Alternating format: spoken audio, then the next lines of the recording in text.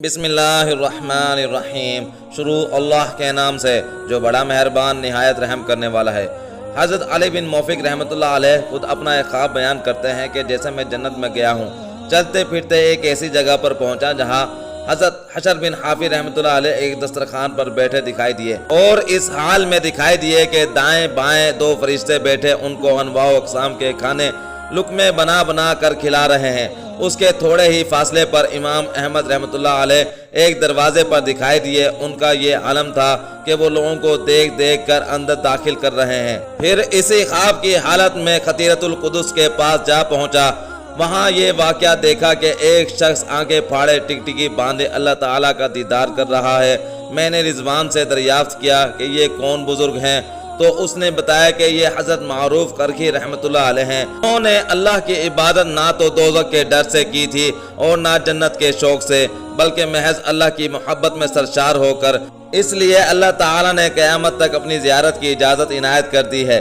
حضرت ابو عبداللہ بن معاویہ رضی اللہ عنہ فرماتے ہیں کہ میں حضرت سری سکتی رحمۃ اللہ علیہ کی نماز جنازے میں شریک ہوا تھا۔ پہلی شب میں حضرت سری سکتی رحمۃ اللہ علیہ خواب میں نظر آ گئے۔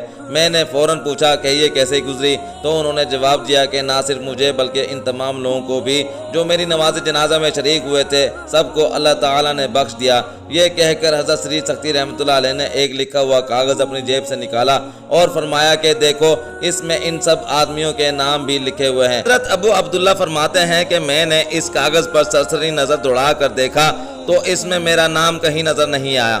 میرے سوال کرنے پر انہوں نے کہا کہ یہ ہو نہیں سکتا، ذرا پھر سے تو دیکھو۔ اب جو دیکھتا ہوں تو حاشیے میں ایک جگہ پر میرا نام بھی لکھا ہوا تھا۔ حضرت مجدد الف ثانی رحمۃ اللہ علیہ کے ایک عقیدت مند نے بیان کیا کہ میرا بیٹا بیماری میں مبتلا ہو گیا اور بیماری میں ہی اسے ڈراؤنی اشکال نظر آنے لگیں۔ وہ ہر وقت خوفزدہ رہتا۔ میں نے بیٹے سے کہا، اے بیٹے، تو نے چھوٹی عمر میں حضرت مجدد الف ثانی رحمۃ اللہ علیہ کو دیکھا تھا، کیا تجھے حضور کا حلیہ یاد ہے؟ اس نے کہا کہ آپ کی داڑھی مبارک اور مونچھیں مجھے یاد ہیں۔ باپ نے کہا، بس تو یہی ذہن نشین کر لے، پھر شیطانی وساوس سے تو محفوظ رہے گا اور آپ کی صورت مبارکہ کی ذہن نشینی کے صدقے میں تجھے صحت یابی ہو جائے گی۔ اس نے حضور کے حلیہ مبارک کو ذہن نشین رکھا۔ ناگاہ اسے استغراق ہو گیا۔ افاقے کے بعد اس نے بتایا کہ میں نے حضرت مجدد الف ثانی رحمۃ اللہ علیہ کو دیکھا ہے۔ جب وہ لڑکا خواب سے بیدار ہوا تو پوری صحت حاصل کر چکا تھا، کسی قسم کا کوئی ضعف نہیں تھا، تمام شیطانی وساوس سے چھٹکارا ہو چکا تھا۔ ایک بزرگ کہتے ہیں کہ میں نے حق تعالی شانہ سے دعا کی کہ مجھے قبرستان والوں کا حال دکھا دے۔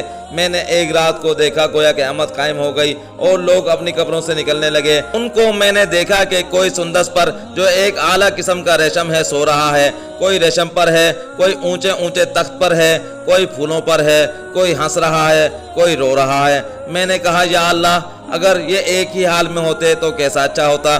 ایک شخص نے ان مردوں میں سے کہا کہ یہ اعمال کے توافت کی وجہ سے ہے۔ سندس والے تو اچھی عادتوں والے ہیں اور ریشم والے شہداء ہیں، اور پھولوں والے کثرت سے روزہ رکھنے والے ہیں، اور ہنسنے والے توبہ کرنے والے ہیں، اور رونے والے گناہگار ہیں، اور اعلیٰ مراتب والے وہ لوگ ہیں جو اللہ تعالیٰ کی وجہ سے آپس میں محبت رکھتے ہیں۔ ابو بکر خیاط کہتے ہیں کہ میں نے ایک دن خواب میں خود کو قبرستان جاتے دیکھا۔ یہ دیکھ کر میری حیرت کی کوئی حد نہ رہی کہ تمام مردے اپنی اپنی قبروں پر بیٹھے ہوئے ہیں اور ان کے ہاتھوں میں پھولوں کی ایک ڈالی تھی۔ ان لوگوں میں بھی جا کر کھڑا ہو گیا۔ میں نے ان لوگوں سے کہا، کیا تم لوگ مرے نہیں تھے؟ انہوں نے جواب دیا، کیوں نہیں؟ کیا تمہیں معلوم نہیں کہ خدا سے ڈرنے والے ہمیشہ زندہ رہتے ہیں؟ اگر آپ احباب کو ہماری یہ ویڈیوز پسند آ رہی ہیں تو پلیز اسے لائک، شیئر اور سبسکرائب کر دیجئے، اور ہاں پلیز گھنٹی کے بٹن کو دبانا مت بھولیے گا۔ اللہ ہم سب کا حامی و ناصر ہو۔ اللہ حافظ۔